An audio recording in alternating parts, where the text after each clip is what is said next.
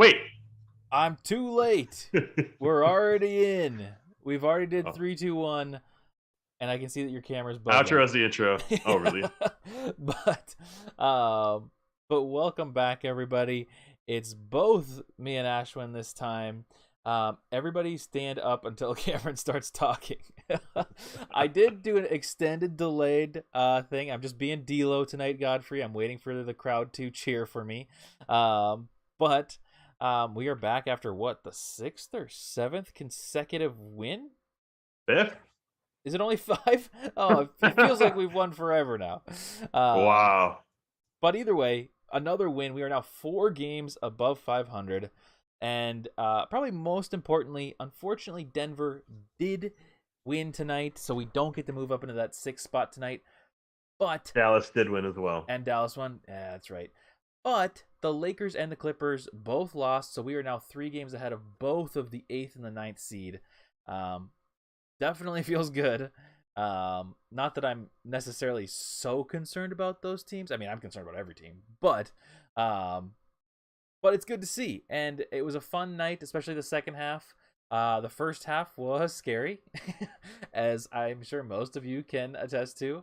That seemed like a Timberwolves game that we were trying to lose, um, but yeah, fun game overall. So, what was your take on the second half? Yeah. My take on the second half was that lady could change in a snap, and that was crazy. I don't know if you guys watched that halftime I know. entertainment show, but that was insane. Um, anyways, yeah, game related.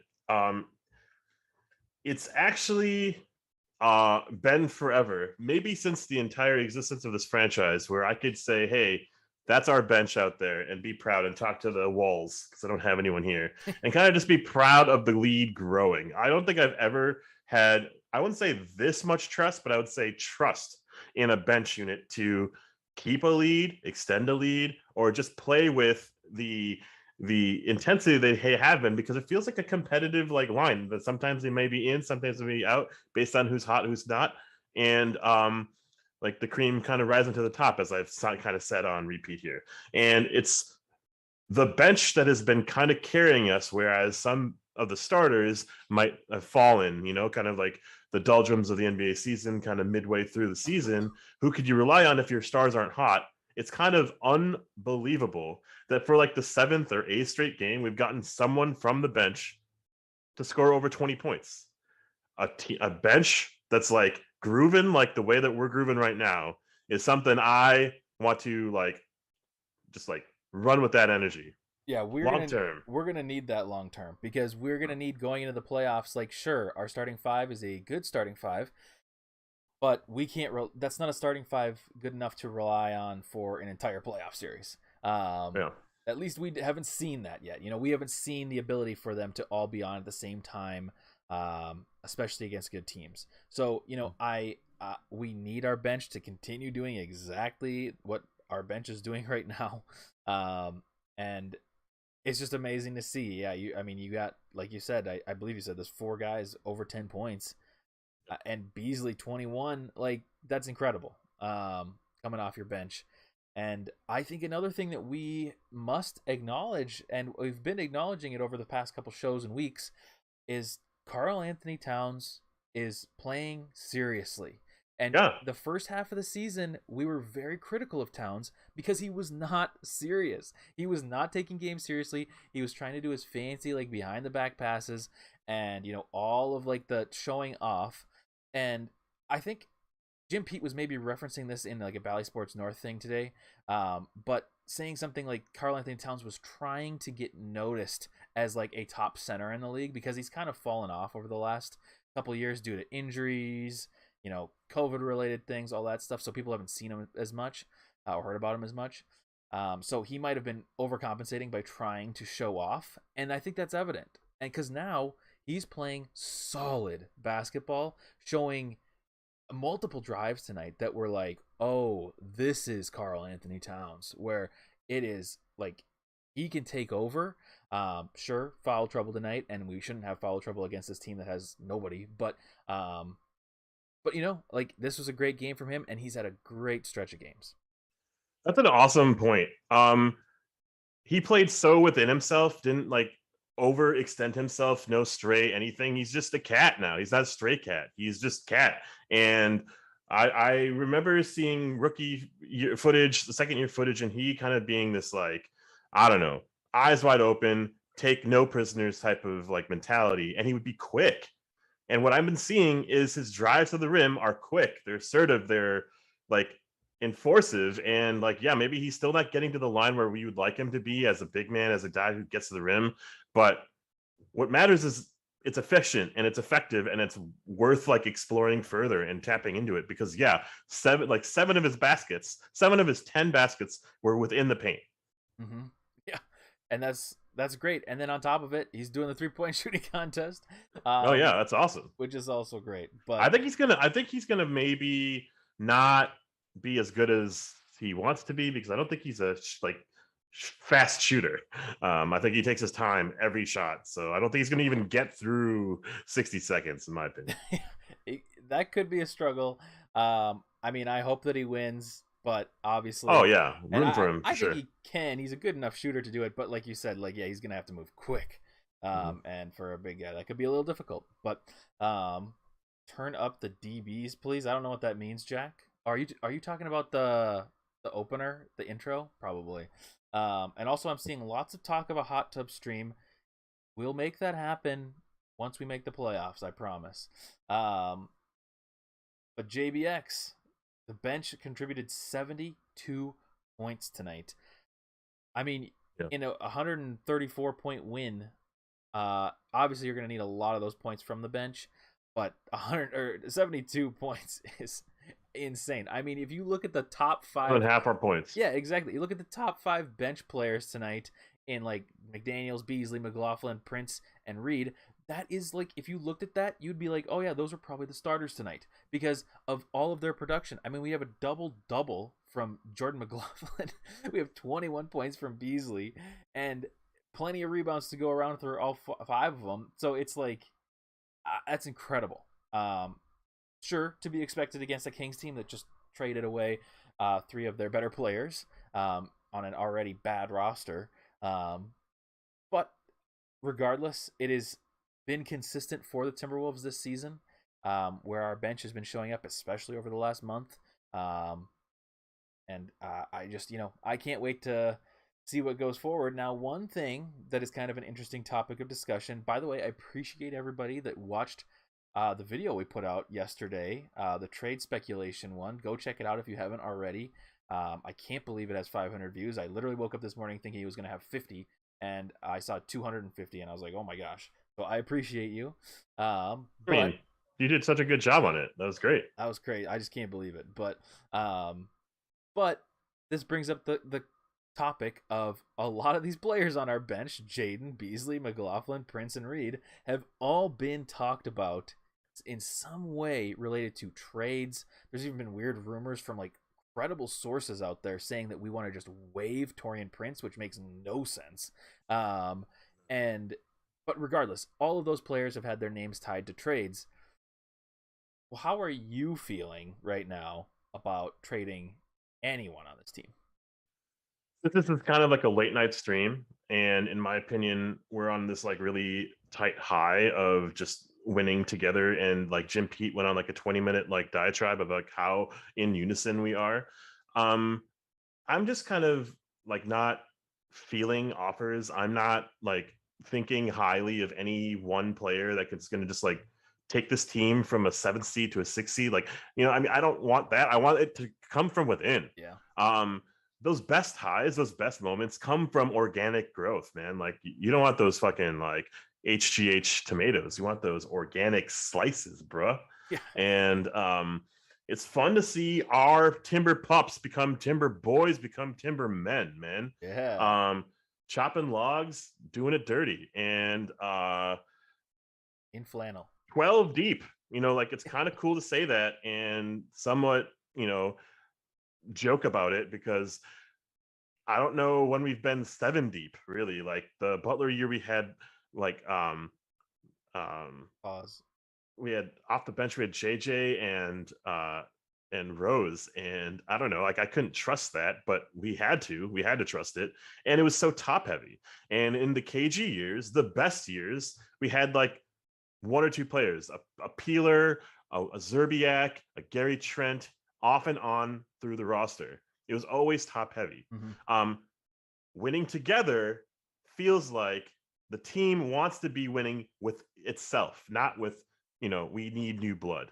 And I got to tip my hat to these players too, because like when you're struggling, when you're benched, when you're not playing, this is the terrible answer to your trade question. It's just like, you're starting to feel the pressure, and maybe you're feeling checked out because maybe rumors start, maybe something like stirs up internally and being like, oh, I need a new situation. I'm no longer a starter. I need a new situation. Beasley kind of felt like that this year to me. And we were both very strongly opposed to Beasley being on this team. Just like this contract is unforgivable based on what you were and what you are. What has happened since, I don't know what happened. Yeah. Is because he's become that contract, that player that we've been wanting and we've kind of needed. And Taurean Prince, Jalen Noel, like emerging from the COVID, pandemic, like these players that we were kind of like looking at as afterthoughts or as like shoo-ins and trades or trying to like just retool and not performing. Well, their value was so low that we couldn't really find offers. Now their value is peaking or is growing. Do we want to like kind of tear apart some of that camaraderie and cohesion for a piece? I don't know, because that could break and fall flat on its head.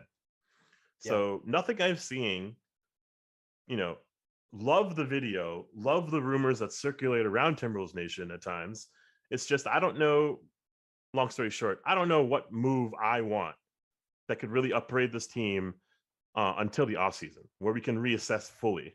We haven't had a full season with a squad, right? It's like, let's get healthy, let's move with this team as is, and we can reassess as needed. Yeah, I did that very long-winded video yesterday. It ended up being 30 minutes. I was not expecting it to be 30 minutes. But kind of to your point, I am in that same boat of like, the deals out there aren't necessarily really intriguing me right now. Like, sure, like kind of Marcus Smart is interesting, but we're probably gonna have to give up much more than we want to right now. And then it's like, if we're giving up like a first and like a, I don't know, like a Taurean Prince, it's like, I mean, Taurean Prince right now is playing like we need him to, so we wouldn't need a Marcus Smart. And it's like, so then we're kind of making like an even trade. And sure, like there's been points brought up. I think I was talking to Gerald earlier about how like he's got a longer contract, and like sure, that's a great thing to have, especially if he's going to produce for us. But at the same time, you've got this chemistry, you're winning a bunch, albeit against worse teams, but you're on a high right now. And I think it would be really difficult to shake things up.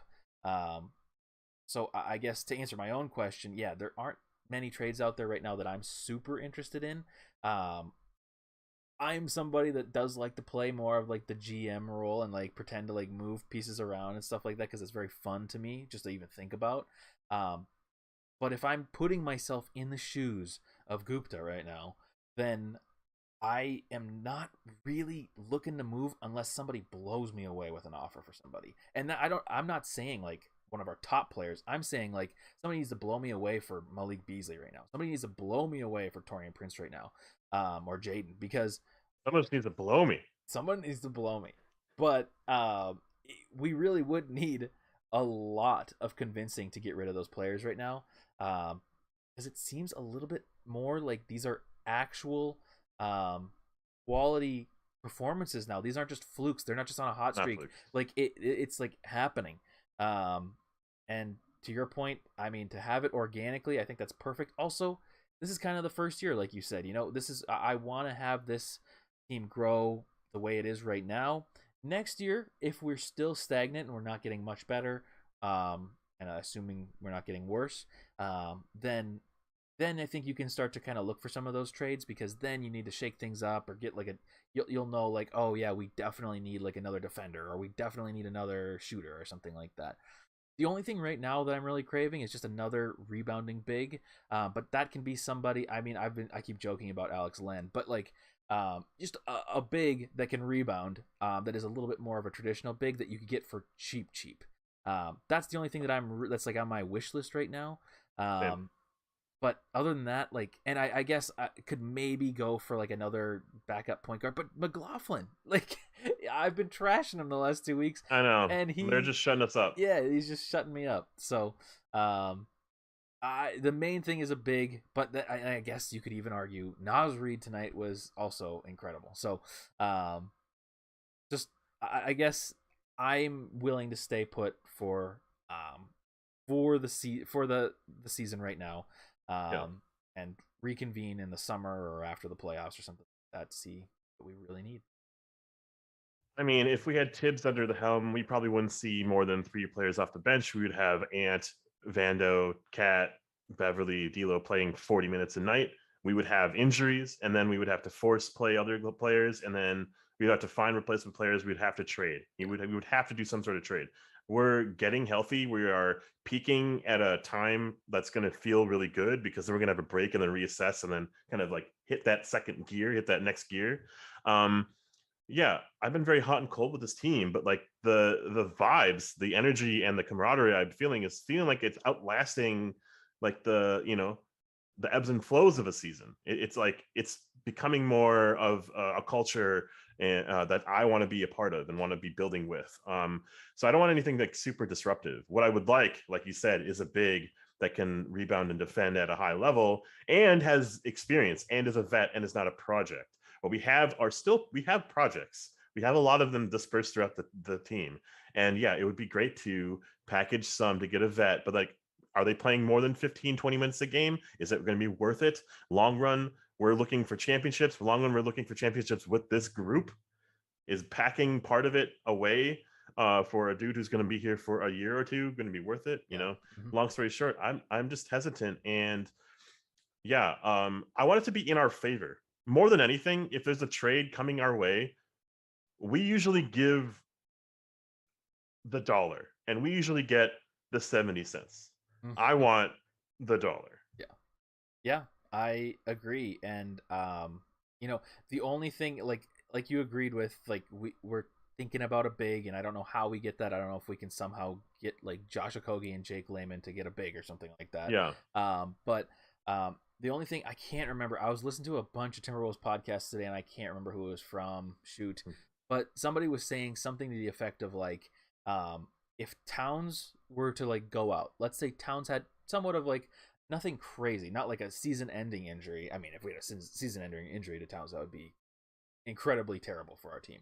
But if he went out for like a week or two, we would be kind of in shambles. So like I think it would be tricky to fill that in with Nas.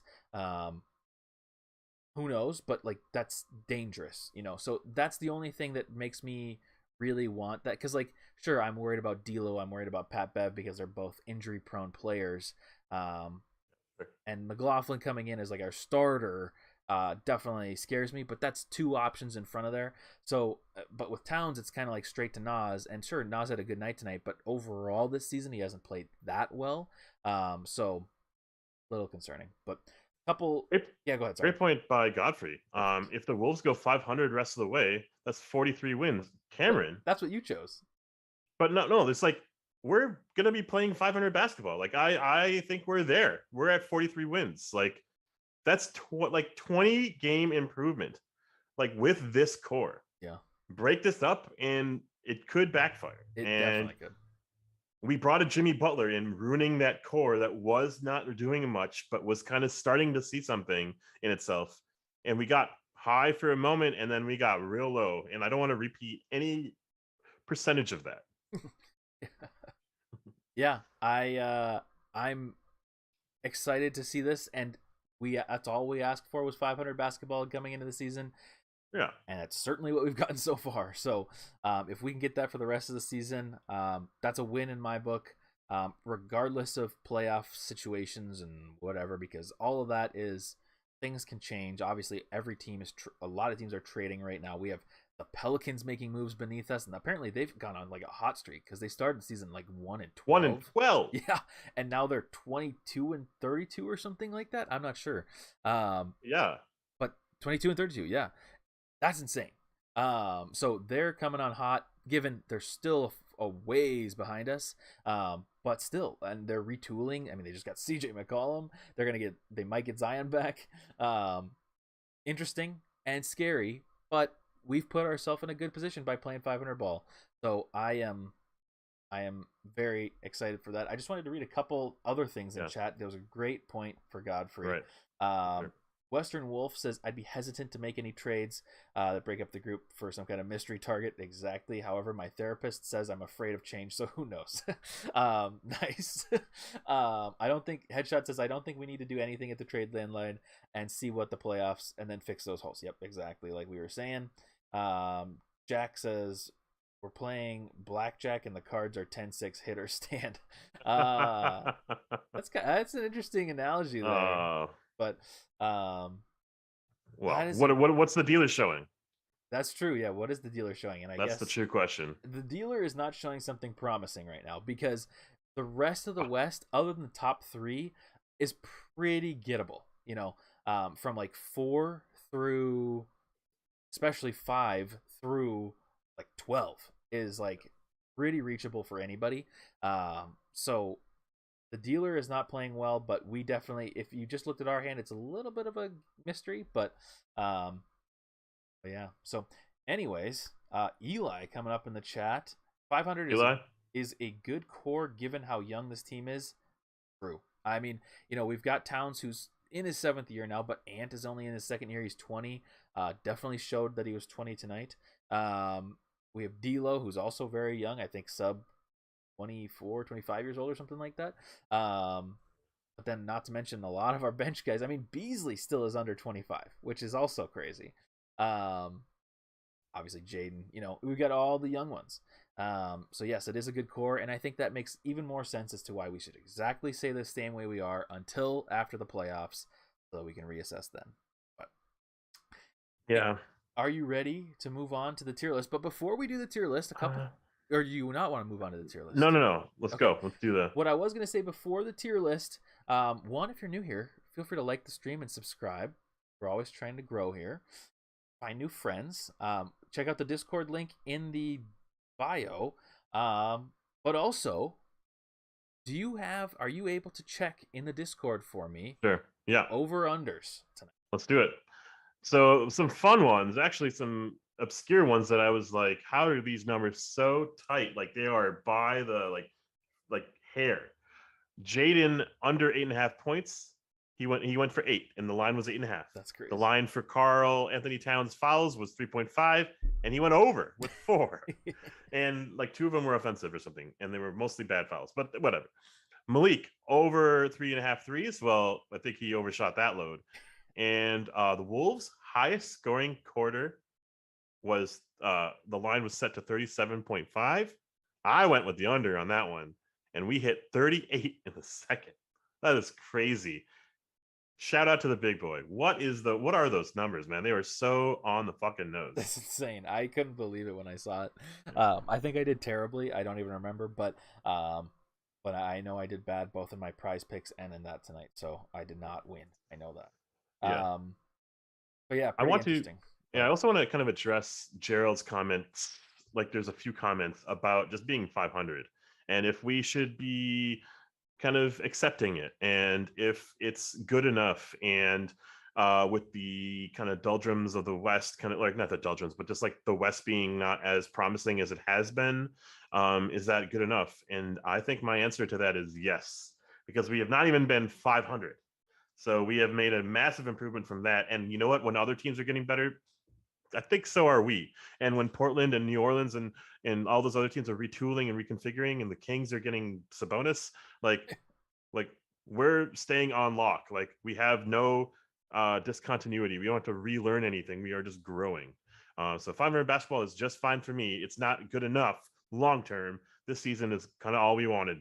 Yeah, I think you and I both kind of have the same vision for this team, medium-ish term. Like, we did not expect this year to be some huge jump to, as Gerald says, 52 wins. We did not expect that to be the jump this season. It's certainly still possible, but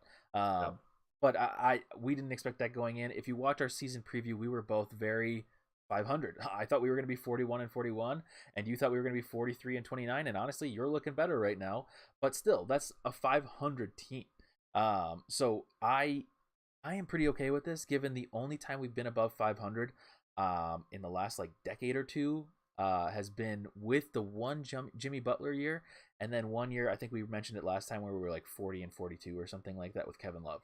So those are the only times that we've been any bit close to success. Not to mention the West is winnable this year, at least 4-ish through 10. So yeah, those are things to think about. I am content with a 500 season. If we end 500, I will be very happy still. Sure, I want 52 wins, but I certainly don't expect it. All right. Well, we are on the tier list. Let me make sure I got it pulled up. Yes, I do. Tier list.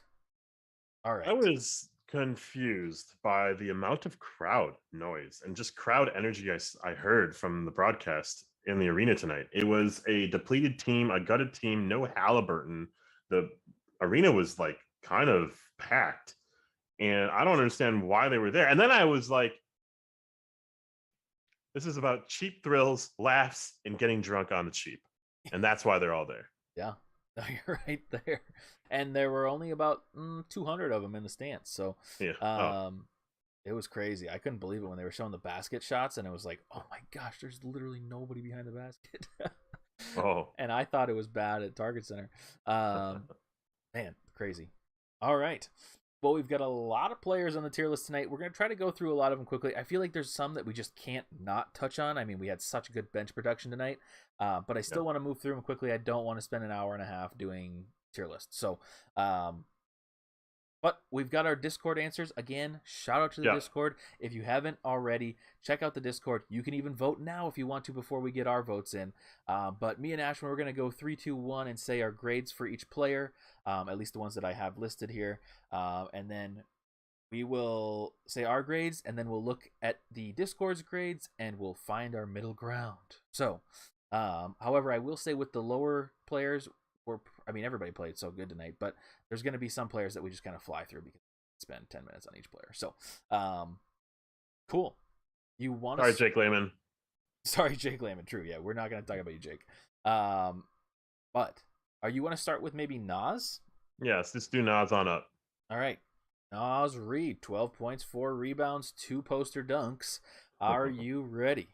Yeah. 3, 2, 1, A. Yeah. Back to form, back to reality. Like, this was the Naz we wanted to have in our back pocket at a moment's notice when we had to give a cat a break. He didn't do a whole lot. He didn't need to do a whole lot. He just won his matchup, and those dunks were emphatic, and getting to the line was great. And for a moment there, he was, 100% from the field, and just he played solid defense as well. That's something that we don't see that much out of him sometimes. Overall, just a great effort. This is the Naz we want, and this is the Naz that will shut us up whenever we are like, what happened? Yeah, exactly. I love the dunks. I love the 3. He looked like prime Naz tonight. This is the first game that he's had one of the first games that he's had that have been a good game for him in the last month or two. So I'm not going to get too high, but this was a great game tonight. And I thought, when we had that second unit out there, he was part of it. So, and he had to be out there a little bit more just because Towns was in foul trouble early. So great game from him. That's all I have to say. But what did the subreddit say? Or subreddit, my God, Reddit. Everyone was unanimous. They went with an A. Nice, good. I just called it Reddit again. The Discord went with an A, and we're keeping it at an A. Next up, Torian Prince, 11 points, 2 rebounds, 2 assists, 4 steals, 4 of 7 shooting, and 3 personal fouls. Tied for a team high, 18. Are you ready? Yeah. 3, 2, 1, B. And I think I want to change mine to an A, but I want to hear your thoughts on this. Well, for me, I just when Prince is out there now, in the beginning of the season, it felt like I can't wait for Prince to come out because I feel like he's a player we could really need. And he would go out there, miss threes, miss layups, and defense was okay at times, but it was never fully there. now when he's on the court, he feels like the perfect puzzle piece for almost any lineup that Finch throws out there. And it's just so exciting for me to see that. And maybe it's because now that I just really don't want to trade him, but it's like he's just so valuable to our team when he's out there. He's a threat from three. He is aggressive on defense. He's blocking shots. I don't think he actually got credit for a block tonight, but I think he did block one shot near the rim. Maybe it was a fouled shot. But He got called for a foul. did he? Yeah. Well, either way, I was like, I am for this aggressiveness, and I just think what he plays, his role that he plays out there for us, is good. The only thing I'd say against my A is that this is getting closer now to a game that we'd probably expect out of him. So like, sure, maybe it's not like that much more than we'd expect. But man, I'm in Taurean Prince mode, and I just love everything he does. I mean, I feel like I want to give him an A. You know what we have in our starting lineup is someone who's ordering McDonald's in post-game interviews. I think his energy has dropped, and where his energy has dropped, Taurean Prince's energy has risen. And it's been really nice to just have a stable presence out there that is not going to shit the bed, and it's going to be just on what we want him to be, like what we want him to be there for. He 4 steals is something I didn't expect and have ever expected from any player, and he gets them tonight. And yeah, where there's a game where there's no defense, well, at least there was some amount, and it came from Taurean Prince. I think going 4 for 7 is nothing but efficiency. 3 for 5 from 3. Let's keep this shit going, because we've had like back-to-back 23-point games from him, and he's just like, he didn't get the touches tonight. He didn't need them because someone else got hot tonight. It's whoever his hot. We ride that hot hand, and Taurean Prince learns, knows when to take a back seat, knows when to kind of just give it and foster it to other people. And he had this awesome pass that Jordan McLaughlin for that 3 that was just like, boom, Kings, you're done. Yeah, and it was just like, this guy plays like I've wanted bench players to play. Cerebral, with heart, with passion, and doesn't really make like too many mistakes, like play contained and play for each other. Like, I love it, and I really enjoy this version of Prince right now. Yes, and people are roasting me in the chat right now for my last show. Where after everything, me and my catchphrases. I mean, what are we talking about? I have catchphrases too. I'm saying the same goddamn thing every time too. If the Discord says otherwise, I'll change my mind. These are just constant things that come out of my mouth every show. You could count. I mean, there's got to be. Maybe we got to get the big boy to do like an over under on my catchphrases. But the Discord went with the B as a plural majority, not a total majority. And I guess maybe JBX is bullying me into doing this, but I think we stick it an A for tonight. I think I like him being an A tonight. At the end of the day, this is our tier list, and you have the mouse. You have the power. I have the mouse, and he is an A. Maybe I'll make him A1. No. Jordan McLaughlin, same minutes. 5 for 5 from the floor, 11 assists, 11 points. 5 rebounds. He was on a triple-double watch. Are you ready? I am ready. In 3, 2, 1. A1. I guess it probably is an A1. I bet it is an A1. I feel like this broadcast was half like this broadcast from Benz and Jim Pete was just like orgasming over everything he was doing on the court tonight, and I was kind of living it with them. Like, I was like, yeah, that's right. That's amazing. That's our McLaughlin. And Finch even said he's kind of been our MVP these last few games in a lot of ways. And well, if Finchy says that, Finchy says that. So you got to kind of ride with that, because he bought into this roster. He had this roster. He says, let's go. And you're going to have to trust in what McLaughlin does out there. Like, I wouldn't want to say like he's a Tyus Jones out there or anything. Like, he might be better, obviously, but 45 turnover, 45 assists to 1 turnover or something like that. That was crazy. Like, that's what has been happening with Jordan McLaughlin out there.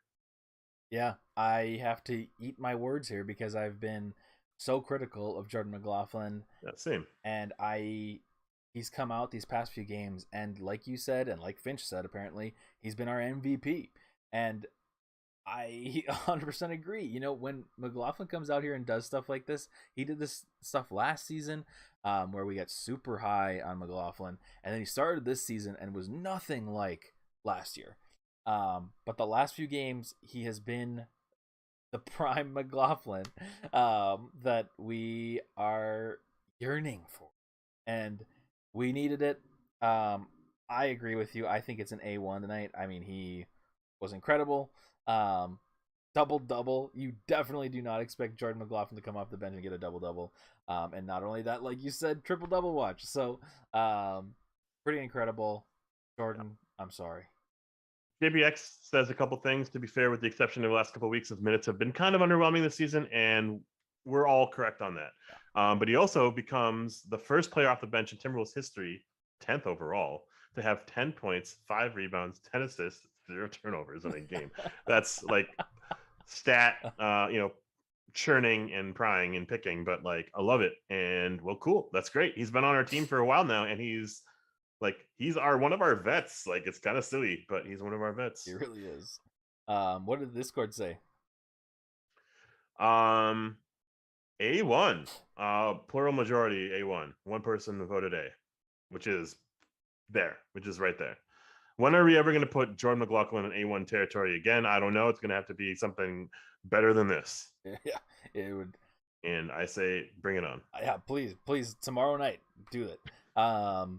All right, next up, Malik Beasley. 19 minutes, 21 points. He was 7 of 11 shooting, and all of his shots were threes that he made. And that's pretty much all you need to know about him. And he hit like all 7 in a row. Are you ready to grade Beasley? Yeah, absolutely. 3, 2, 1, A. A1. Ooh. I don't know what's wrong with me tonight, man. I'm feeling the vibes, man. I'm getting drunk on this Kool-Aid. I think 5 in a row is something not to sneeze at, even if it's against the Kings and the Detroit Pistons. Winning cures all, man. Like, he's shooting now like we shot before. And he's giving us trust.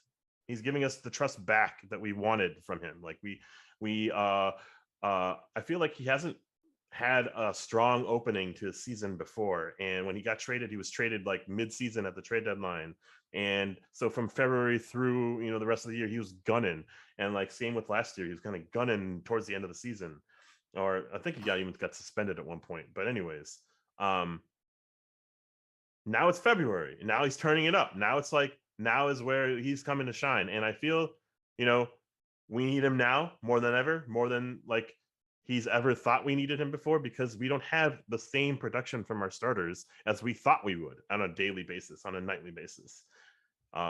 This bench scoring is going to open up the floor for our starters long term as well, and they can't just sag off on the guy who's cold and is like can't even be traded for peanuts. Like, 7 for 8 from 3 from a bench player is like, I mean, I don't know. That's insane. I agree with that. The 7 of 8 from 3 from a bench player is insane. I'm not going to say I told you so, and I don't mean you, I mean everyone. Oh, yeah. But what did I say for like every episode of this show for the first literal half of the season? Other than last week, I got a little down. I told you Beasley is going to take a long time to get conditioning back, and it's probably going to take at least half the season for him to really get back to form. Over these last few games, he has shown his Beasley of the past. I think people were talking about how he was smiling tonight. He definitely was smiling more tonight, but Beasley has been smiling and been happy all season on the bench. He's been active on the bench. I posted a video of Twitter. This is early in the season when he was celebrating on the bench. He has been of high spirits. His shot just has not been going in, and over the last week or so, it has been going in.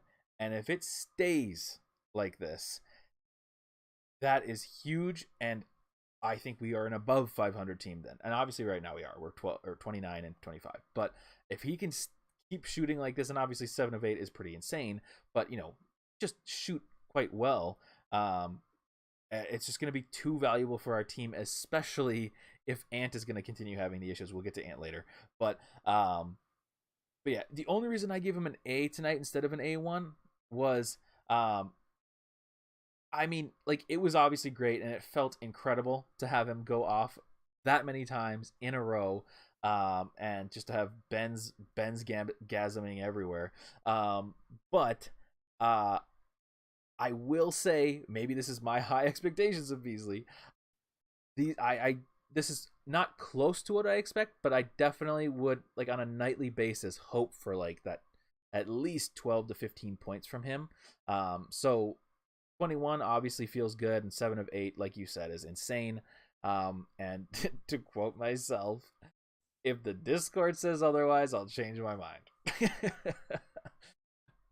The Discord said otherwise.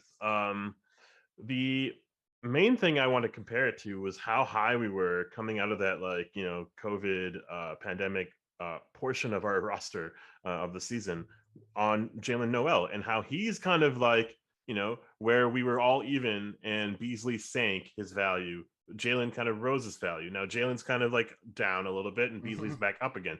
They are playing together. They're playing well together. They're playing for each other. And when someone's hot, they ride that hot hand. I love it. And they're trying to encourage each other. They're trying to get each other going. And I'm not expecting 7 for 8. I'm not expecting like 4 for 8.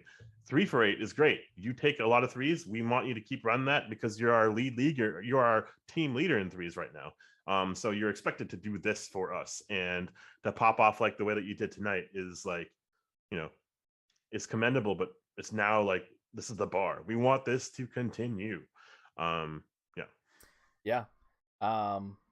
Agreed. And the Discord and you have spoken, and I'm using my mouse power to raise him to A1. We have 2 A1 players tonight off the bench. Will we have 3? We shall see. Next up, Jaden McDaniels. Not A1. But he had 8 points, 4 rebounds. I think all 8 of those points were in the first quarter. I was sure he was going to hit that 8.5 over, and then he didn't score for the rest of the game. He was 3 of 9 shooting, 2 of 4 from 3. Had 4 personal fouls that I somehow didn't recognize. But he was a team second high plus 16. Are you ready? Yeah, I'm ready. 3, 2, 1. B? Ooh, what did you say? I said B, but kind of probably a low B. What did you say? Yeah.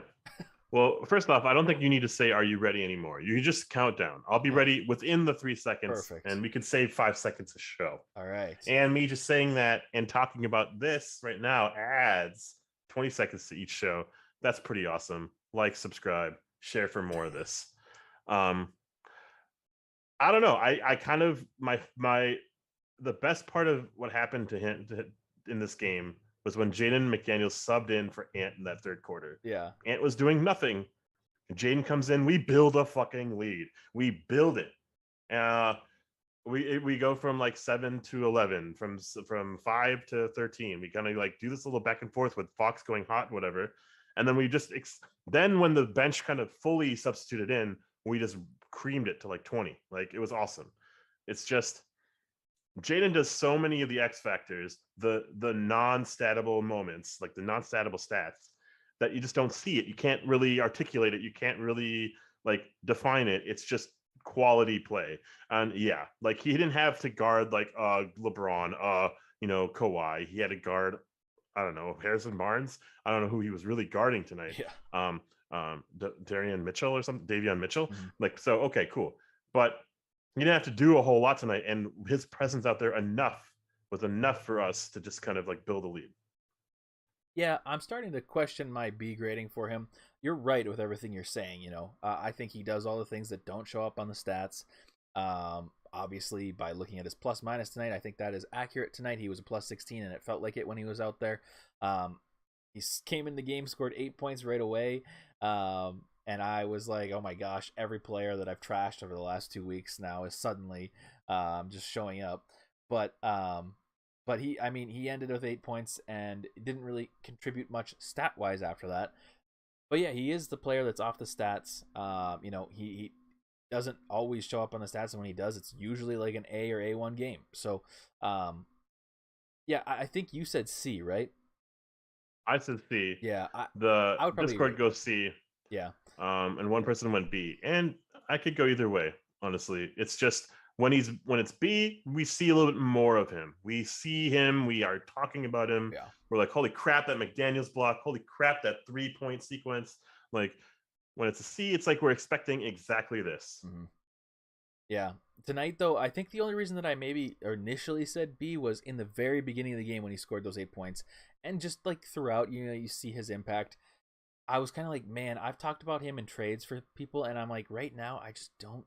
Even though I'm not a huge Jaden fan, and I'm not necessarily a fan of having all these projects, I'm just like, man, I don't know if I am comfortable trading him. So I think that's kind of what influenced my initial B rating. Sure, Um, totally. but I do think that tonight was just like your regular Jaden productive night, Mhm. um, without going too overboard and also not being a negative for the team. So, um, anyways, that's the bench. We're on to the starters, and we've got a couple starters that did well. No, just kidding. One starter that did almost nothing. Do you want to start with Ant? Yeah. Let's start with Ant. Three, two, one. Wancho. Wancho tier, and you didn't even give him. You didn't even give his stat line because I think it was a 0. Basically.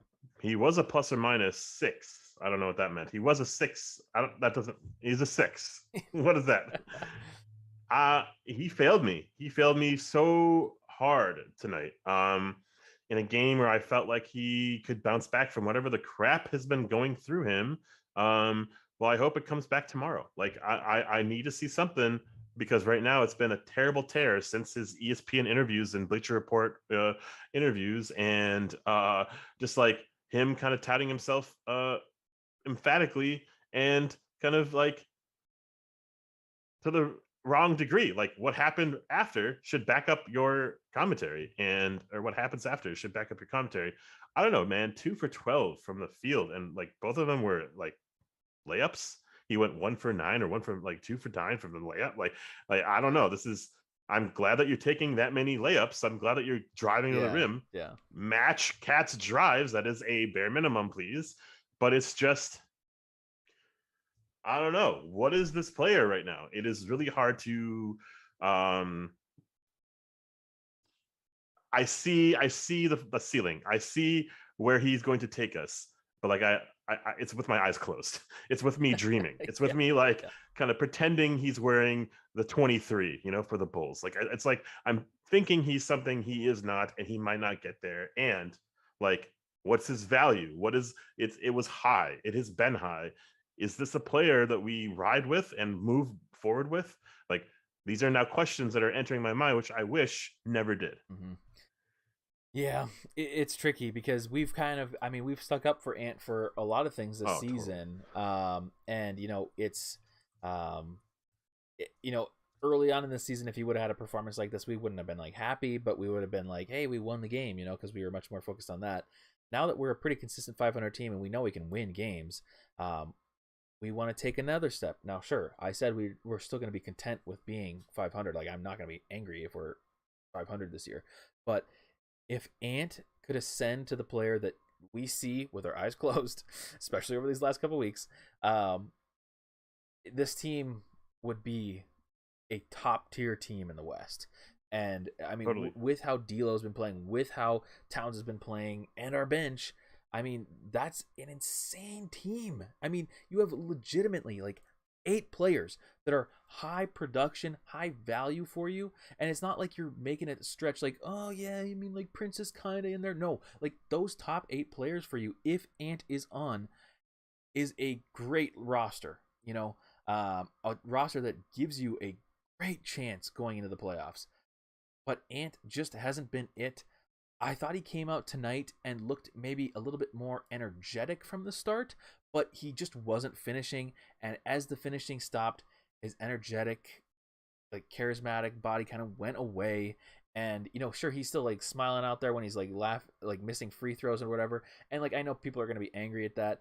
I'm not necessarily so upset with that because we were winning, um, but still, like one point that was brought up in the commercial, A1 for the commercial for sure. That commercial with him and Vando was amazing, but I mean, 5 points, 3 rebounds, 3 assists, and sure he's 20. Sure he's only played like a year of basketball actually in the NBA, but I mean, this is rough, and he missed so many. Not even just not. There were some contested layups, but some are wide open.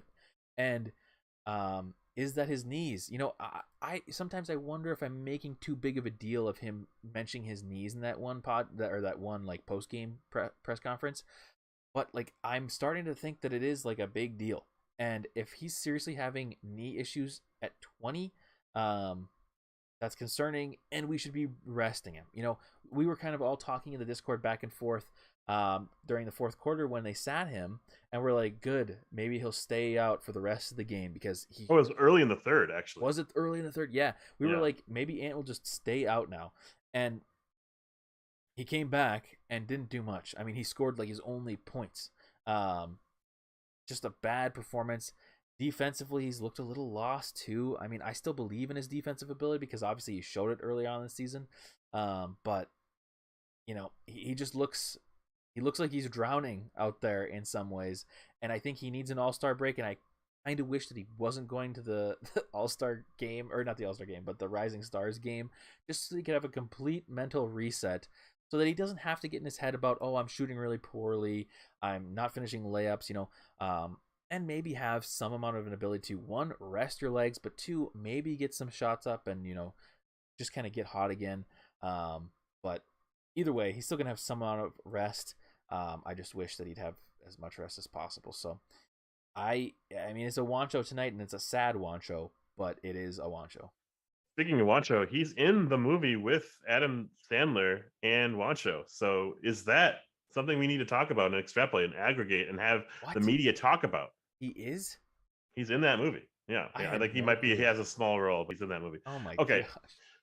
So the Brooklyn Nets, this is a tangent. It will make sense in 20 seconds. Okay. Stop talking about that crap. Start talking about what matters, Ashwin. The Brooklyn Nets have a trio that haven't really played at all together, and they had 70 plus points from their bench tonight. Incredible. But they are not relying nor attending the games to watch their bench. We're attending these games to watch Ant, Cat, D'Lo, our starters, the star players, the guys who get us going. The motor is high with these players. And it just feels like I don't have a point. Yeah. It feels like Ant just he needs something, some motor, some sort of like chip on his shoulder at any moment to get running. And then he's running, and then we're on with him. But yeah, maybe he needs one to go down. Yeah, maybe he needs a drive to go his way. Maybe he needs to get that and one call. But I feel like the game is so easy for him. He makes it harder for himself. He's not slowing down the way that we thought he would in terms of seeing the court, not slowing down physically. But his game is so physical, and if his knees are hurting, we want to hear about why and what we're doing about it and why he's playing in the first place. Because right now would have been the perfect time to rest him. Exactly. And I think to your point that you're talking about, getting him going, it's tricky because we can't have Ant. We can't spend the first 6 minutes of our game getting Ant 7 shots for him to make one. So it's totally. It does make sense. Sure, of course, any player, sometimes you just need to see a bucket go in, and that's true. But Ant now he's very scared of taking the three, because he's been talked to about it so many times, and he's even acknowledged that he settles for the threes at times. I mean, that was part of his whole knee conversation, but it's just we can't have it take that long for him to get in a rhythm. So if it needs to come later in the game, that's fine. But then you have to absolutely shine defensively when you're in there in that first quarter, because sure, we can handle D'Lo and Cat being the primary scorers, but we can't handle you taking 7 shots and not making one. I guess he did make 1 out of his 7 first shots, but we can't handle that. Even against a Kings team that's been depleted. We were very, very close in the first quarter and the second quarter. We were tied up to the end of the first. So it's and we were trying to get Ant going, and he just couldn't get going. So yeah, that's my point. But Juancho, what did the Discord say? Juancho. Perfect. That's all there is to it. Unanimous. unanimously, Wancho, get the hell out of this gutter, Ant, and get into the game. That's all we ask. We don't have to be 20 points a game. We just need to see you. We need to see you on the game because we've had shades of this type of player before. We just don't want that player to exist anymore. Mm-hmm. Yeah. Yes. Vando, 9 points, 4 for 7 from the floor, 11 rebounds, 7 of them being offensive. The team low, -1. Are you ready? In 3, 2, 1. Even if you weren't ready, are you ready? 3, 4, 5, 2, 1. B. B. I'm sorry. I don't have those opportunities often. I said C actually. So go ahead. Well, I mean, I guess I should say that this is pretty close to the production that I expect from Vando. I didn't realize it was 7 offensive rebounds, but I did notice him offensive rebounding tonight multiple times where it's just those typical Vando plays where he kind of saves us. He has had a couple games recently where production hasn't been as high. He had those crazy game against Houston. He had a crazy game against I don't even remember, but he had another really good scoring game against another team. And I've been watching him for over-unders in prize picks. And tonight I think he might have hit the over on both. I'm not 100% sure, but very close at least. But not basing it off of just his numbers. I mean, obviously his effort out there is insane. I felt Vando out there tonight. And on top of everything, he was a part of that great Aura commercial. So I'd say, this is always the tricky one because, like, sure, this is probably pretty close numbers wise to what we would expect. Maybe a little bit better on the scoring that we might expect. But the hustle and the rebounding obviously gets me to kind of edge up to that B. So that would be my reasoning. Yeah, I didn't get to see a whole lot of him out there because I think early in the third he was subbed out for Torian Prince. He wasn't needed for the rest of the game. I think his game was predicated on the health of Mo Harkless and Harrison Barnes. And Harrison Barnes had an awesome game, efficient game, but he was kind of like also not really there in the second half either. So his role wasn't needed, and that's fine. We need to find any and every moment to rest his ass because come playoff time, I want him to have the same energy as he had game 1 as he had in game 83, right? Like, I need that version in the postseason because that's going to be the X factor for us to get anywhere on in a series. And these moments where he falls, where he's like banged up, where he's like clenching his wrist or clenching his knees, like or his legs, like you feel for the dude because this is not a style that could last, that this could be just a few seasons and poof, like this version of Vando is gone. And like any moment to rest him when he's not necessarily needed is great because that extends his projection this season. Yeah, I couldn't agree more with some of these high effort players. You want them to have less games so you don't have to worry about their injuries. And obviously, just as you said, want to be ready for playoffs. A couple comments on. Yeah, go ahead. Sorry, man. I feel like I'm having a terrible show tonight. Gerald, a couple points that he's made that are great. I think back to Ant really quick. I think to a degree, Ant thought he earned it too early, and it's currently getting the best of him. And when asked what role Anthony Edwards needs to have played in his performance lately, Chris Finch said Edwards has had some soreness and that he's been getting treatment for it. That's a non-answer.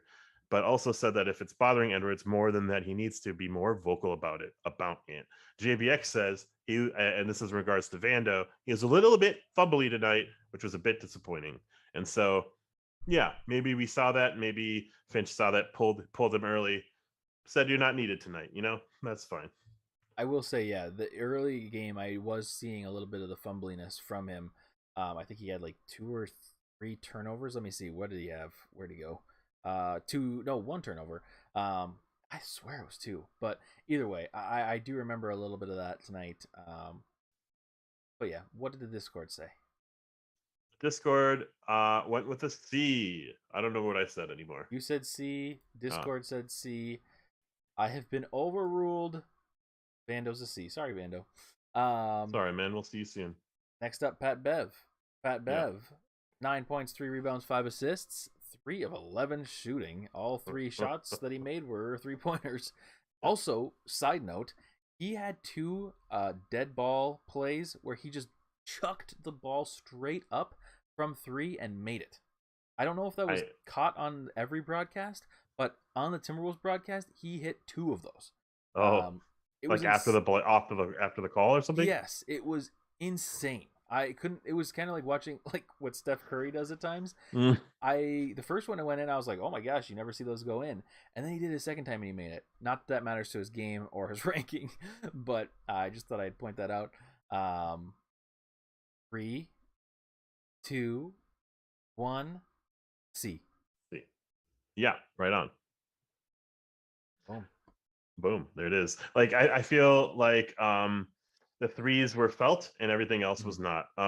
He didn't have to do much except for stop De'Aaron Fox, and I don't think he did. I think he got a little bit flustered with the calls that were not being made in his favor, Yes. the defense that was not being played. And if defense isn't being played, what role does he have on the court? Well, we need more offense to outshoot the opponent. So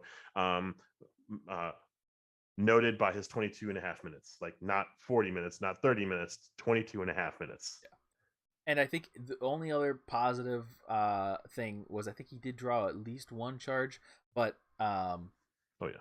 But yeah, I mean, this is pretty average production from what we're expecting from Pat Bev. We're obviously not expecting him to go out there and score more than 15 points. We're not expecting him to really dime it up like insanely, but I mean, he did have 5, so that's pretty good. Yeah, just a decent night. Nothing crazy, nothing terrible. But there actually one terrible thing was early. I think this was an early game when he was arguing a call with the ref, and he was at the other side of the court arguing the entire possession for the Kings. That was frustrating. So insane. But yeah, I think that's all I really had to say about Pat Bev. What did the Discord say? Unanimously C. We agree. All right. Yeah. On to the top 2 players of the night. D'Lo. Well, I guess I don't know if they're top 2 players of the night, but top 2 minutes players of the night. D'Lo had 14 points. He only played 23 minutes, but 14 points, 7 rebounds. He was 6 of 15 shooting.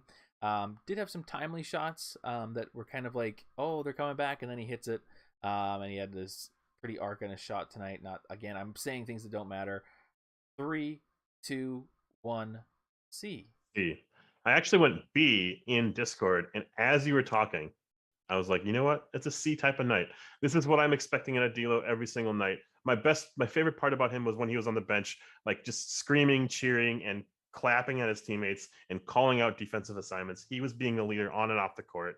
But that's what he is. He's the cerebral, like do it with his voice, like do it with like talking and walking. And it's like nice to see. His 7 assists were nothing to scoff at. He has some really pretty fucking passes, man. They're like not Rubio-esque. They're not flashy. They're just crisp. They are getting the job done. And that was my favorite part of this game tonight. His shooting was a little off. I didn't like a couple of the ISOs that he had at the top of the court. Like, don't ever do that, man. Like, it's not great. It doesn't look good. And it usually ends up with an air ball or something like that. So unless it's like late game and you're feeling it, I don't need to see that. But at least, he didn't have to play too much tonight, kind of, getting back in the swing of things after missing a few games, fine. Yep. I agree. It's kind of funny that he only played 23 minutes because I feel like he was out there so much. There were times when I was like, man, Cat and Ant aren't out here, but D'Lo is all game. But he was only out there for 23 minutes. One thing Gerald's saying, the only thing I'm really going to touch on is exactly what Gerald's saying. It's hard to grade D'Lo because of how valuable he is defensively and as a playmaker for us on offense with his passing. So, like, sure, this is a C game from him, but, like, he's just crucial, He's just crucial to our team's success when he's out there. And, like, think of it, like, he's coming out with these, like, a lot of times he's the one that stays out there longest to stay out with, like, the second line unit that comes out. And he thrives with them. Some of the times that we've looked best this season is when D'Lo is with the bench, and it is insane. It's just like the old Brooklyn days, where he is just everything out there for everybody. So it's valuable, but tonight I think this is kind of what we expect. But he is appreciated. One thing to note on D'Lo outside of his grading tonight, people were sending videos to him on Twitter today because of them calling out or being called out by him for being quiet at Target Center.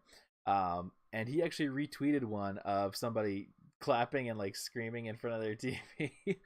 And John Krasinski also tweeted and he said, "This is becoming a thing in the best of ways."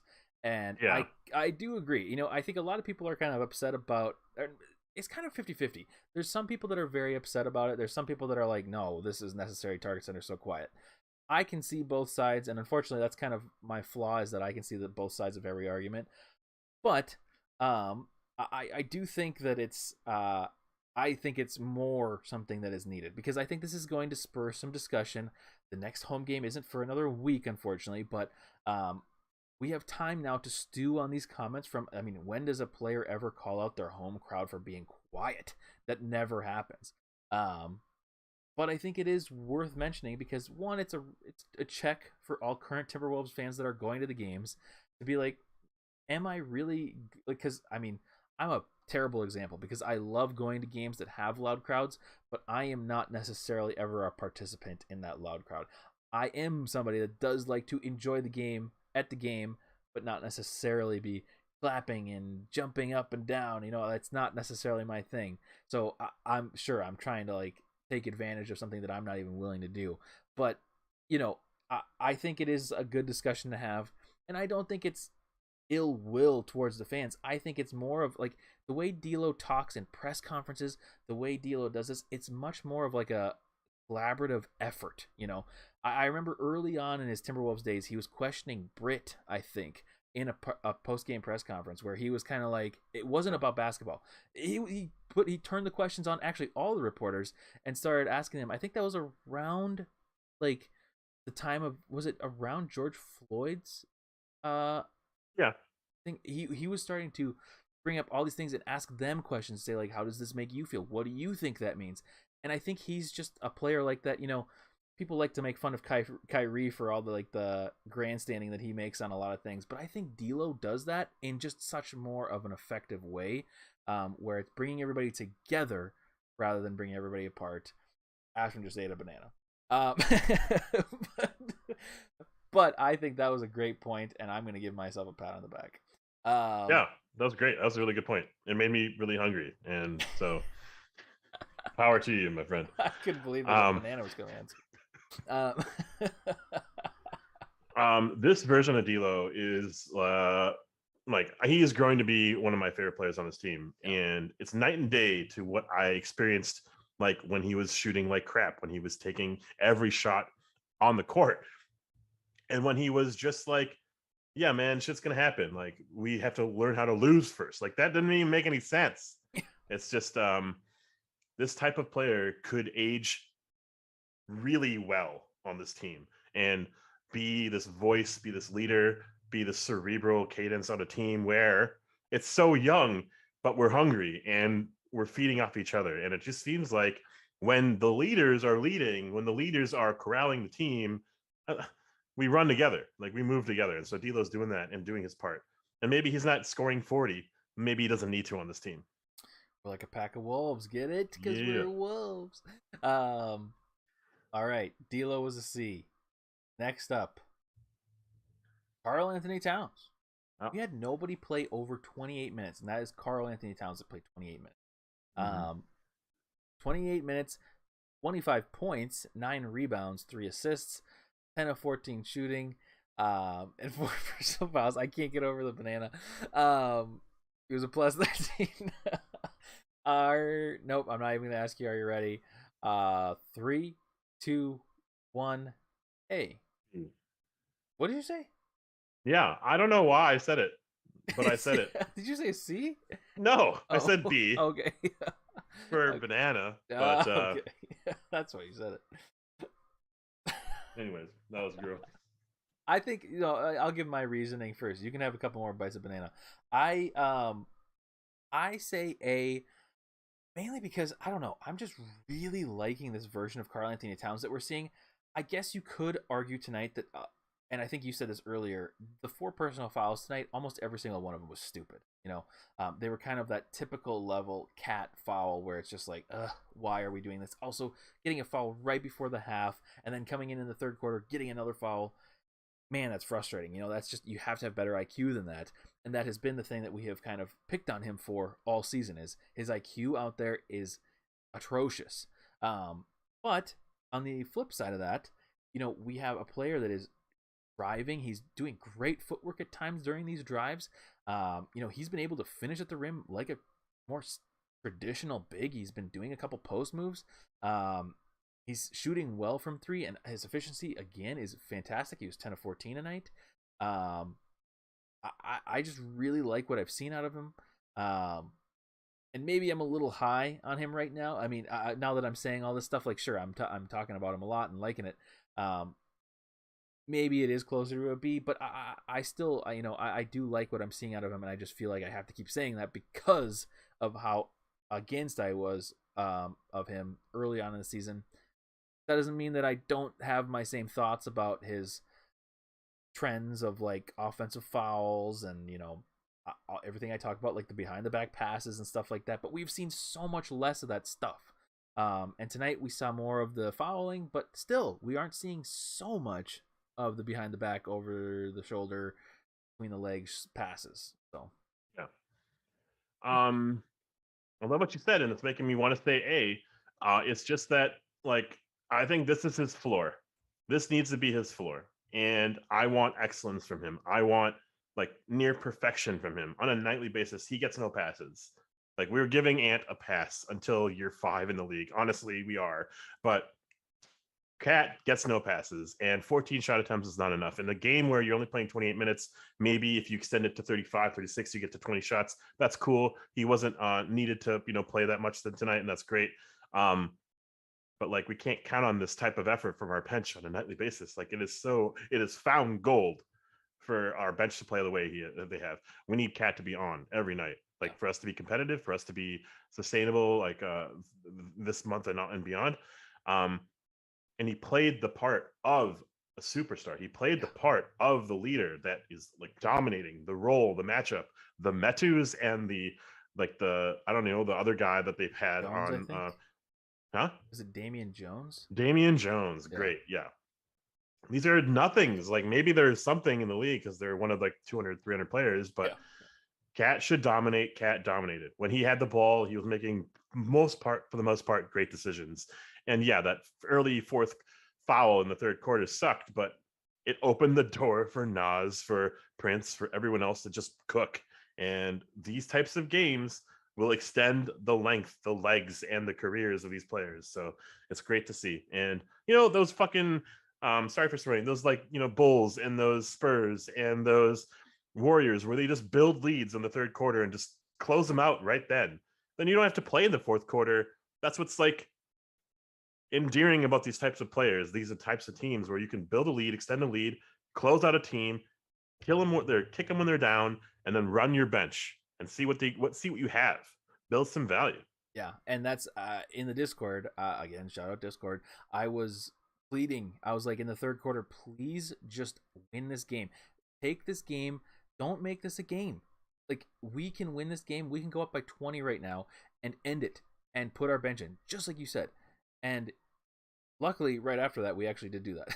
But the first half was infuriating because it was like the Kings were not playing well, but we were giving them so many opportunities to get back into the game. And it was to the point where, like, they still weren't playing good really at all, and they weren't hitting that many shots, but they were able to stay with us because of how many opportunities we gave. And that was frustrating. But then the third quarter, finally, about halfway through, we started really kicking them. And then the fourth quarter just continued with the Beasley stuff. Actually, I don't even know. The Beasley stuff might have been third quarter. I'm not sure. But either way, that transition from the third into the fourth was just like, yes, okay, this is what a good team should be doing. And we did it. But, yeah, I agree. The thing that is making me think about coming down from my grade right now is something that you said, in that, like, this is kind of what we expect. I mean, like, we expect this, out of Cat, and this should be the floor for him going forward, because this was a great game. but was it like a fantastic game? No, because of the fouls and there's some turnovers in there as well. But yeah, this is more of the game I think that I hoped for every game this season. We're starting to see it more now over the last week or two, but yeah, what did the Discord say? Sorry, Yeah, go ahead. and it was a split, and also D'Lo was a little split between a C and a D, or Hmm. C and a B, C, and a D for D'Lo. But for Cat, it was split between an A1, A, and B. So that's really cool, and it's fine to have those types of like grades because in your eyes, they probably felt perfect in their role. And 10 for 14 is fantastic. Let's just shout him out. Yeah. Let's also shout out the fact that he's no longer this baby. Like I see it in spurts, I don't see it for a whole game. Let's shout him out for like trying a little bit extra, a little bit extra on offense to get other people going when he needs to, driving to the rim, listening to feedback and what the coaches are saying, slowing down a little bit and just being a little bit more like open and honest in interviews. And that's pretty cool. I just need to also have him just like, I don't know, dominate. Like I want to dominate the games that he's the best player in. And well, I'm seeing it tonight. I saw it tonight. I just want to see this like on repeat. It's been an awesome run with Cat these days. Eating my words, just like this team was unwatchable for a few games there when we were losing to like Dallas and losing to like New Orleans and things like that. And it like Cat was just being a baby. And it was just like, who is this player, 7th year in the league, showing his team what it's like to be a 7th year player in the league. You don't get the calls, but you play a different style than Embiid and Trey Young and Yeah. Anthony Davis. You play a different style. You have to find your way to the rim. You have to find your way to get to make those calls, and you have to kind of play the game within the game. Don't play your game, or play your game, but don't play the other type of game that's going to distract from that.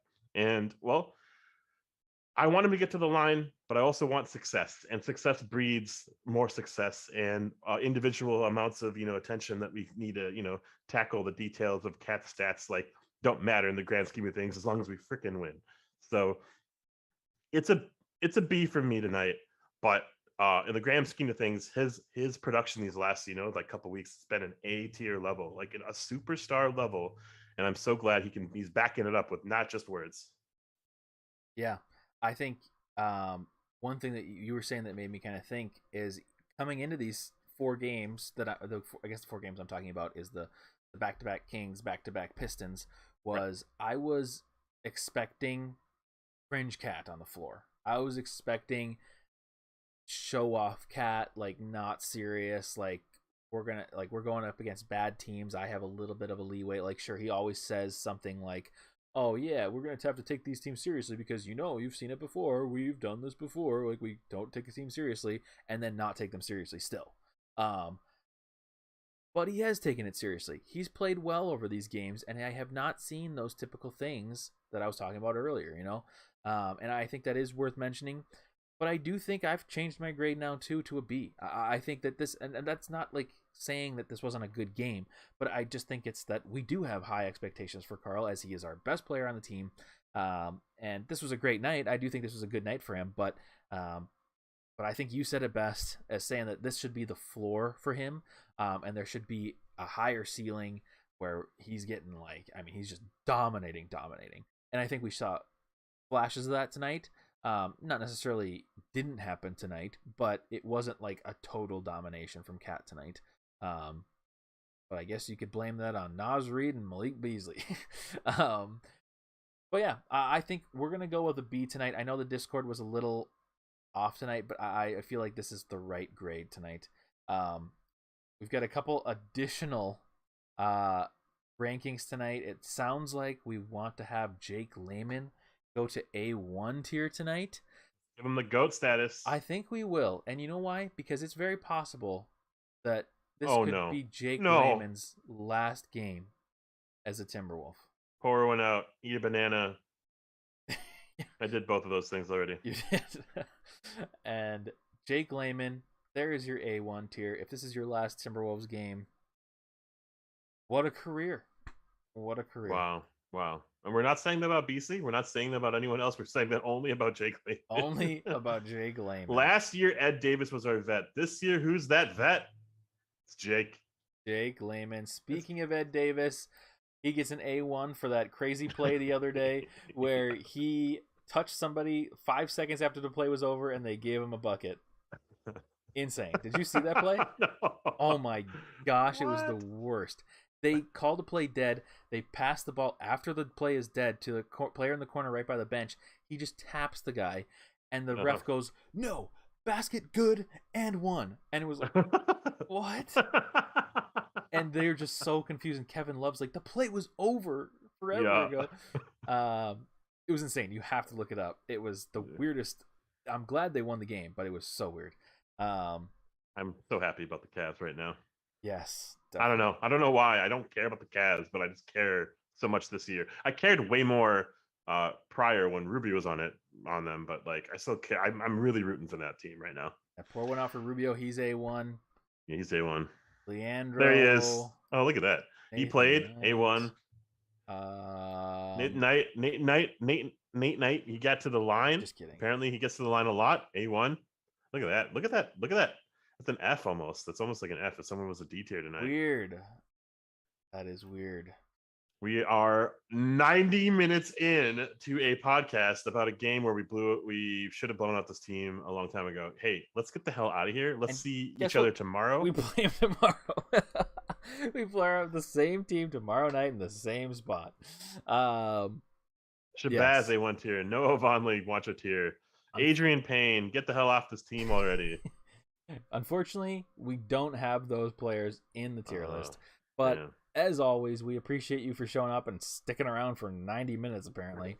But we probably will not have a 90-minute show tomorrow, but we will have a show tomorrow.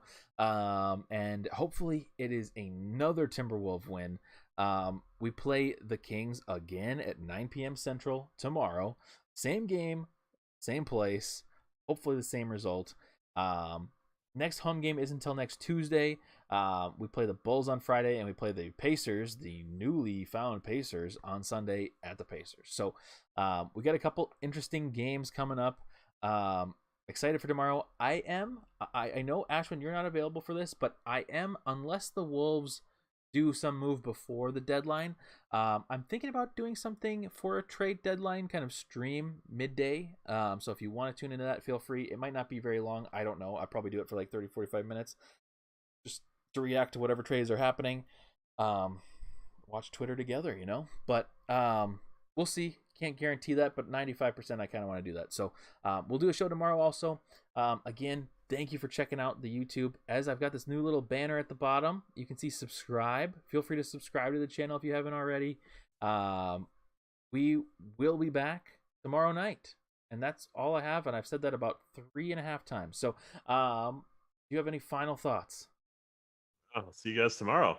See you. Thanks for sticking around. Tomorrow, yes, please. All right, intro is the outro. We shall see you later. Peace.